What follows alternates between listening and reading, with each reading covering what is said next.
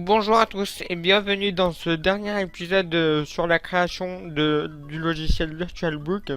Alors, dans cet épisode, nous allons finaliser le logiciel, puisque oui, vous avez bien entendu, c'est le dernier épisode.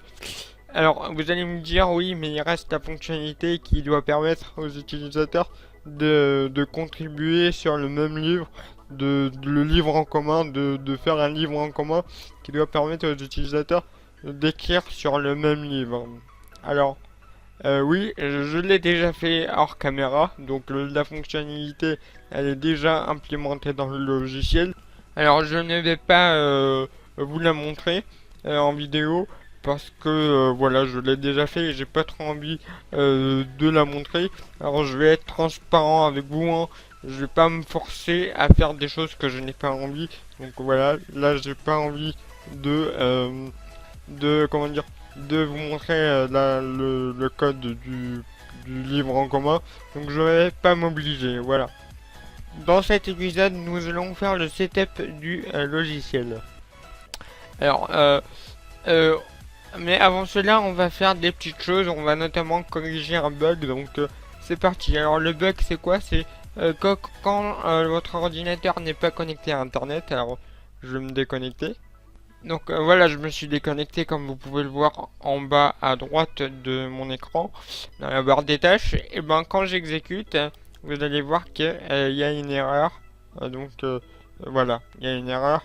Unable to connect on the server. Voilà. Donc en fait, il essaye de se connecter au serveur il n'arrive pas à se connecter au serveur pour voir s'il y a une mise à jour ou pas. Donc voilà. Donc en fait, c'est dans quelle fonction? Bah c'est tout simplement ici dans la fonction check update qu'on a créée dans le dernier épisode. En fait là on essaye de se connecter au serveur et de télécharger le fichier directement. Alors que si on n'est pas connecté à internet, bah ça bug. Alors qu'est-ce qu'il faut faire? Faut vérifier que l'ordinateur est bien connecté à internet. Et comment faire ça? Donc, vous avez un onglet ici qui s'appelle internet, vous l'ouvrez et vous avez la première action qui est déterminer si l'ordinateur est connecté à internet. Donc vous la prenez, vous la mettez tout en haut. Vous choisissez une variable qui va stocker le résultat. Alors moi je l'ai stocké dans TMP. Donc voilà. Alors euh, quel type de résultat on va avoir? Alors on va aller dans la documentation. J'ai déjà fait une vidéo sur la documentation, donc n'hésitez pas à aller la voir. Donc nous voyons que si l'ordinateur est connecté, bah il nous renvoie true. Et s'il est déconnecté, bah il nous renvoie false. Donc, donc voilà. Donc, TMP sera soit égal à true s'il est connecté. Et s'il n'est pas connecté, bah il sera égal à false. Voilà. Alors maintenant, on va tout simplement ajouter une condition qui va permettre de voir si on est connecté ou pas grâce à notre variable. Donc ici, on va mettre une condition, on va choisir la variable TMP. Hop, voilà. Et on va dire si TMP est égal à true. Donc en gros, si on est connecté à internet, et ben qu'est-ce qu'on fait? On va tout simplement faire ça. Alors, je vais prendre ça, je vais faire CTRL X et je vais faire CTRL V dans la condition ici pour la mettre dans la condition pour exécuter le code uniquement si on est connecté à internet. Et normalement là, même si je suis pas connecté à internet, normalement il devrait plus y avoir d'erreur. Voilà. Alors je crois que voilà, quand vous allez dans le bookstore c'est pareil, mais là c'est moins gênant, c'est pas grave s'il y a un message d'erreur. De toute façon ça va rien changer. Voilà. C'est pour éviter quand vous lancez le logiciel, vous ayez des erreurs. Voilà. Donc maintenant, on va aller dans les paramètres de VirtualBook. On va changer des choses. On va voir que si tout est bon ici. Alors il y a l'icône. Alors vous m'avez pas trop envoyé d'icône. Il y a juste, j'ai reçu qu'une seule icône. Donc on va aller la mettre. Donc on va changer une icône. On va aller dans le dossier logo. Donc Je suis un petit peu déçu, vous m'avez envoyé qu'un seul logo, donc merci à celle qui m'a envoyé ça, donc je sais que c'est, je sais qui c'est, donc elle se reconnaîtra. Donc voilà, donc bah c'est pas grave, écoutez, on va prendre ça comme logo, voilà. Alors il y a une erreur. Alors avant de choisir le logo, je vais vous montrer un petit truc. J'ai reçu qu'un seul logo, donc c'est celui-là. Alors, je vais vous montrer un truc. Alors, on m'a envoyé les deux fichiers Photoshop et le fichier icône. Alors, je vais le supprimer parce que j'ai déjà testé et ça ne marche pas. Par contre, je vais rouvrir le fichier Photoshop et je vais vous montrer comment faire euh, de transformer votre image en bon format. Parce qu'effectivement, là, ça marche pas. Pour cela, on va aller dans Fichier. Euh, on va aller dans Fichier. On va aller exporter au format PNG. On va le mettre tiens, dans le bureau. Hop, voilà. Donc, on va maintenant fermer Photoshop. Donc on a notre fichier au format PNG et ce qu'on va faire, donc on va aller sur internet, je vais vous montrer un site qui permet de convertir vos images en format ICO. Alors le format ICO c'est ce qu'il faut pour mettre un logo pour votre logiciel. Donc nous déjà on va aller choisir notre fichier, donc c'est celui-là. On va prendre le 32 pixels, voilà, donc on va laisser en 32 bits et on va faire convert pour télécharger l'image au format ICO. On va l'appeler VirtualBook ICO. On va aller le mettre dans le dossier logo, voilà. Hop, ICO, enregistré. Voilà. Donc, merci. Hop. Donc, voici notre fichier au format .ico. Alors, on n'a plus besoin du .png. Donc maintenant, avec cette image, on pourra maintenant la mettre dans SoftwareDator dans notre logiciel. Alors pour cela, on va aller tout en bas, on va faire changer l'icône du logiciel. On va aller du coup aller la chercher. Alors moi c'est dans VirtualBook logo et c'est celle-là. Voilà. Donc elle s'est bien mise ici. Ce qu'on va faire, c'est qu'on va déjà enregistrer. Voilà. On va fermer, alors on va pas fermer, on va d'abord avant de fermer on va vérifier que tout est bien mis au niveau de l'assembly. Donc voilà, est-ce que je mets la description? Ah, pas besoin de mettre de description, c'est pas grave. Donc je pense que c'est bon au niveau d'ici. Générer, je vais changer le nom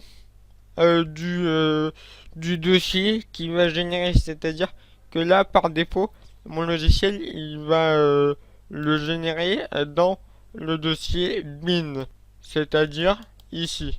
Donc ici j'ai bien un dossier bin et dedans il y a mon logiciel compilé. Alors ce que je vais faire c'est que je vais changer le nom, je vais juste mettre VirtualBook. Donc maintenant on peut enregistrer. On va fermer cette fenêtre. Et maintenant, ce qu'on doit faire, c'est qu'on doit mettre le logo pour toutes les fenêtres. Parce que les fenêtres, ils ont encore l'ancien logo. Donc ce qu'on va faire, c'est qu'on va aller dans les propriétés de la fenêtre. On va aller tout en bas, on va changer son icône. Donc voilà, donc dans la propriété icône, vous avez un petit bouton ici. Vous appuyez dessus et vous choisissez votre icône. Donc voilà. Donc ce que je vais faire, c'est que je vais faire une mini pause pour faire exactement la même chose, mais pour chaque fenêtre de mon logiciel, et je reviens tout de suite. Bon, voilà, donc j'ai fini de mettre le logo pour toutes les fenêtres. Maintenant, on va tester si le logo il marche. Donc, on exécute. Euh, alors, je vois certains dans les commentaires qui me disent ouais, ton logiciel c'est des virus. Alors, oui, même moi, regardez, même mon antivirus à moi, donc c'est Yobit Malware Fighter, il me dit que c'est un virus, donc Donc vous faites simplement autoriser et voilà. Alors pour Avast, il faut mettre dans il faut même ajouter le logiciel dans la liste de fichiers à ne pas examiner d'Avast. Donc voilà. Alors, alors se souvenir, autoriser, voilà. On va, on va faire, voilà. Donc vous voyez que il a bien mon logo en bas, donc dans la barre de tâches. Il m'a mis le logo en haut à gauche de mon logiciel. Et sur les autres fenêtres, on va voir ça tout de suite. Alors, on va aller, oui, bah du coup, donc on va aller ouvrir un livre, donc il y a bien le logo en haut à gauche. Donc voilà.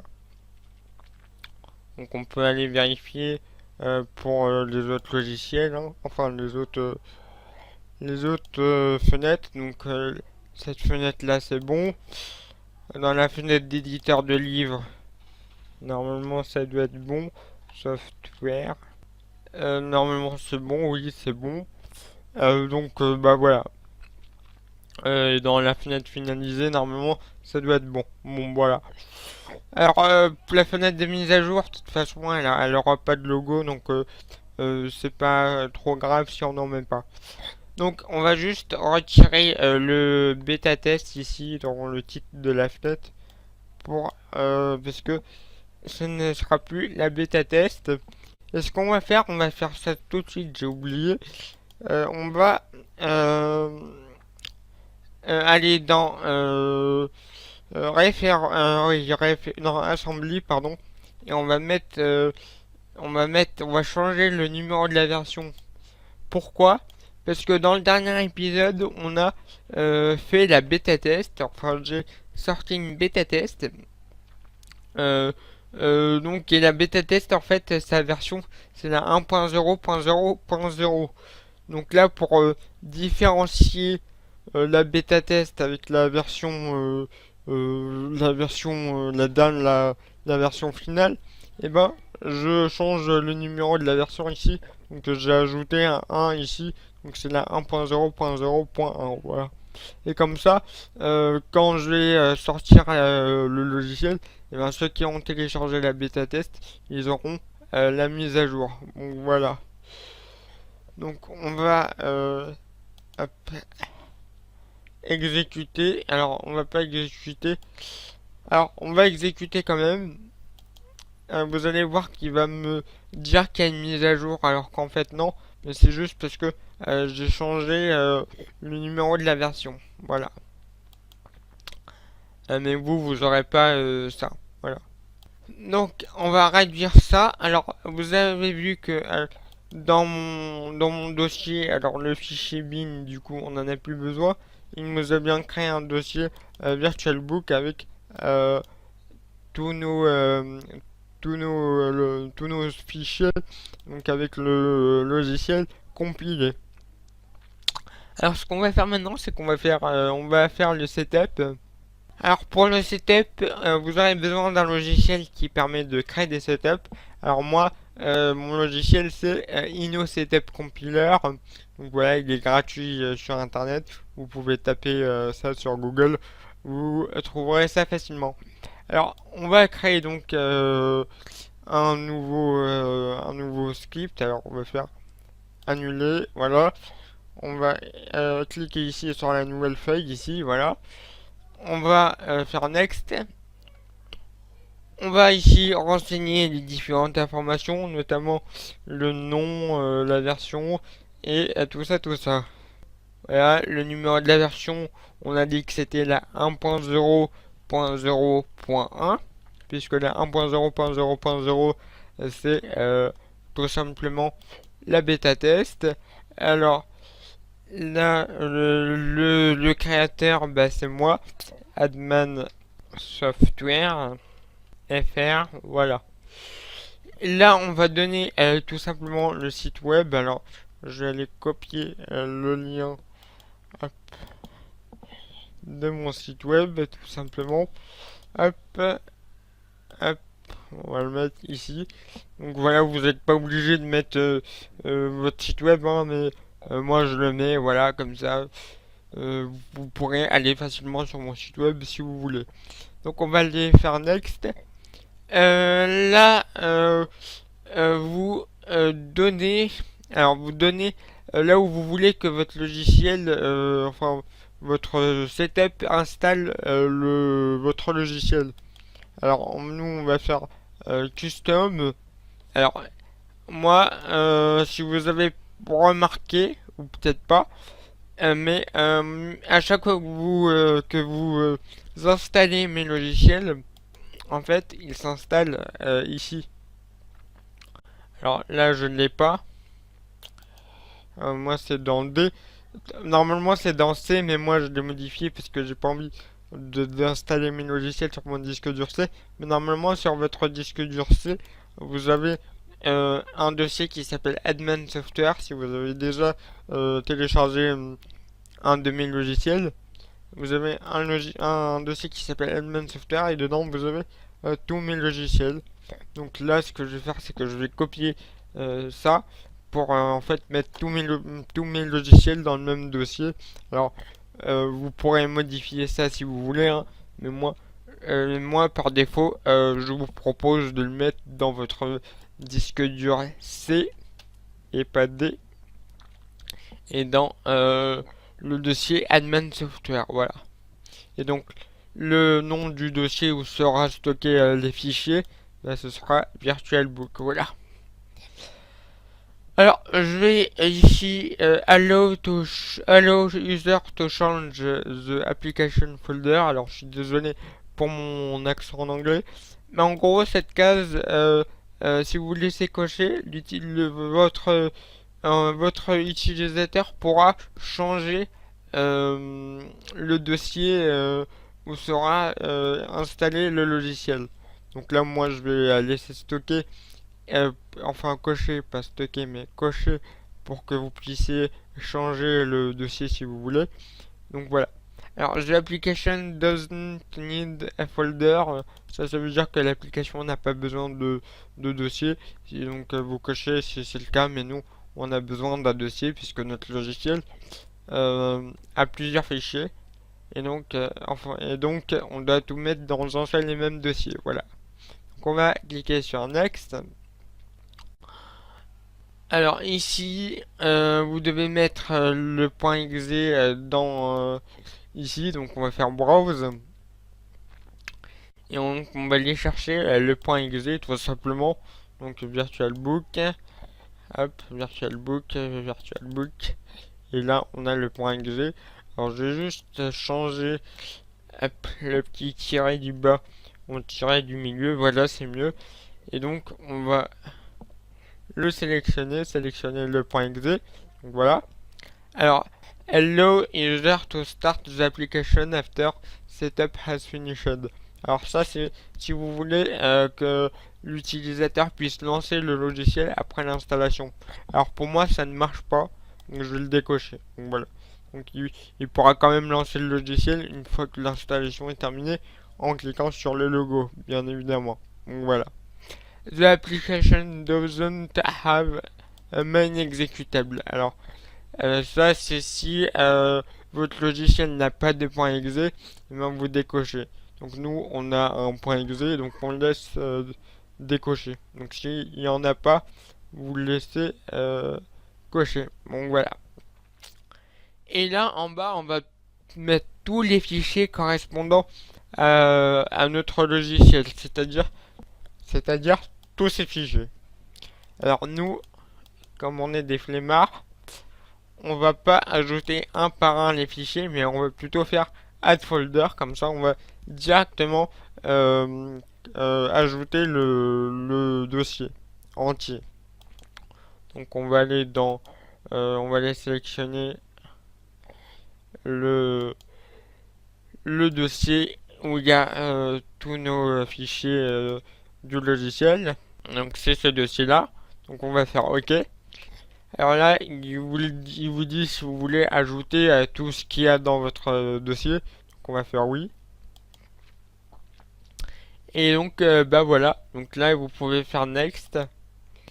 Alors là il vous propose de mettre en fait de créer un dossier VirtualBook dans comment dire dans le menu démarrer en fait ici. Non, pas ici, pardon. En fait, ici, vous aurez un dossier VirtualBook avec dedans un lien vers le site web. Donc voilà. Donc euh, vous pouvez le décocher en décochant. Alors, je crois que c'est obligé en fait. Alors, je sais pas si c'est obligé. Alors, je crois que c'est pas obligé, mais vous devez cocher cette case-là pour permettre à l'utilisateur de désactiver la création du dossier dans le menu démarrer. Donc voilà, donc on va le cocher. Ici, create an internet shortcut in the start menu folder. Alors là, comme je vous le disais, c'est pour mettre le lien vers le site web dans le dossier du menu démarrer. Donc on va le laisser, hein, mais vous pourrez toujours désactiver cette option si vous voulez. Si l'utilisateur veut désactiver cette option, il n'y a pas de problème. Alors create un install, une install, une install, bon ok, un install icon in the start menu folder, c'est pour bah, créer un désinstalleur dans le menu de démarrer. Donc voilà, moi je le coche. Euh, Ici, allow user to create desktop icon. C'est pour permettre à l'utilisateur de créer un raccourci sur le bureau, donc on va bien évidemment laisser cocher. Alors la dernière option, je sais pas ce que c'est, donc on va faire next. Alors là c'est pour les licences et tout, si vous avez des licences, vous pouvez les mettre. Donc voilà. Donc moi j'en ai pas. Ici vous allez mettre les langues. Alors les langues, moi je vais mettre French et English. Alors là c'est pas les langues pour votre logiciel, hein, c'est les langues de l'installateur uniquement. L'installateur il sera pour moi soit en français, soit en English. Vous pouvez tout cocher si vous voulez, mais moi euh, je vais mettre les deux langues les plus importantes. Pour moi, ce sera que l'anglais et le français. Voilà. On va faire next. Alors là, vous mettez dans la première case ici là où vous voulez que votre setup apparaisse. Donc moi, ce sera dans le bureau. Là, vous donnez un nom pour votre setup. Alors moi, je vais l'appeler euh, VirtualBook. Donc voilà, VirtualBook Setup 1.0. Voilà. Alors on va mettre une icône, je vais créer une icône tout de suite et je reviens. Donc voilà, j'ai fait mon petit logo pour le setup. Donc ce qu'on va faire, c'est qu'on va aller le chercher ici. Donc ouais, logo. Donc c'est celui-ci, voilà. Donc c'est le même logo, juste avec une flèche vers le bas avec un trait. Donc voilà. Donc ici, setup password, c'est si vous voulez mettre un mot de passe, comme ça, il y a ceux qui auront le mot de passe qui pourront télécharger votre logiciel. Alors ça peut avoir plusieurs d'utilités, hein. Par exemple, si vous voulez partager votre logiciel juste avec un membre réduit de vos abonnés YouTube, par exemple, si vous avez une chaîne YouTube, ou donc voilà, il y a plusieurs utilités, à vous de voir ce que vous voulez. Mais moi, comme j'ai envie que mes logiciels soient téléchargés par tout le monde, et bon, je ne mets pas de mot de passe ici. Voilà. Donc on va faire next. Alors là, on va faire finish. Alors là, si vous demande si vous voulez compiler, donc on va compiler, donc on va faire oui. Donc là, il vous demande si vous voulez de sauvegarder le code de votre setup. Donc comme vous pouvez le voir derrière le message, il y a un code qui s'est généré. Donc en fait, c'est le code de votre setup. Donc ce que je vais faire moi, c'est que je vais le sauvegarder. Voilà, donc je fais enregistrer. Et là, comme vous pouvez le voir, il compile. Et normalement, je devrais avoir un fichier sur mon bureau. Alors, c'est pas le cas. Ah, alors, peut-être qu'en faisant un clic droit actualiser, voilà. Donc, il m'a bien créé le fichier dans le bureau. Donc, voilà. Donc, maintenant, on peut supprimer ça. Voilà. On va fermer tout ça. Donc vous avez votre setup juste ici. Et donc bien évidemment si vous l'ouvrez, donc on va l'ouvrir. Donc voilà, vous avez l'installateur classique que vous pouvez retrouver dans tous les logiciels. Alors je vais juste recommencer, je vais le rouvrir. Alors comme vous pouvez le voir, ici vous pouvez sélectionner le langage de l'installateur. Donc vous avez English et français. Donc les deux langages que vous avez sélectionnés tout à l'heure. Donc on va faire OK. Donc là il vous dit bien que cette assistante va vous guider dans l'installation de VirtualBook version 1.0.0.1. Donc sur votre ordinateur. Bon voilà. Et vous faites suivant. Donc là vous le savez. Donc là par défaut il va me l'installer dans mon disque dur C, dans le dossier Admin Software, et il va créer un dossier VirtualBook et il va mettre tous les dossiers dedans. Donc voilà, par défaut. Alors par défaut vous pouvez changer ça si vous n'avez pas envie. Alors moi j'ai pas envie, donc on va le mettre dans le bureau. Donc on va aller HDD session bureau, voilà. On va faire OK, et donc là il va me l'installer dans le bureau. Il va me créer un dossier VirtualBook dans le bureau. Alors on va faire ça. Donc là mon programme VirtualBook il va vous coûter 9,4 mégaoctets, voilà. Donc c'est pas grand chose, hein. Donc on va faire suivant. Et donc là, il va vous proposer de de créer un dossier dans le menu démarrer, où dedans il y aura un lien vers mon site web. Donc on va décocher ça parce que j'ai pas envie. Donc on va faire suivant. Et donc là, il vous propose de créer une icône sur le bureau. Donc on va le cocher pour avoir un raccourci. On va faire suivant. Et là, il vous met un résumé de ce qu'il va faire. Donc il va installer le logiciel dans le bureau. Il va créer une icône sur le bureau aussi. Voilà. On va faire installer.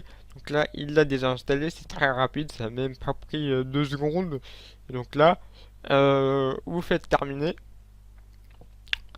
Et vous avez un dossier qui est apparu avec un point .exe. Bah, ce point .exe, c'est votre logiciel. Voilà.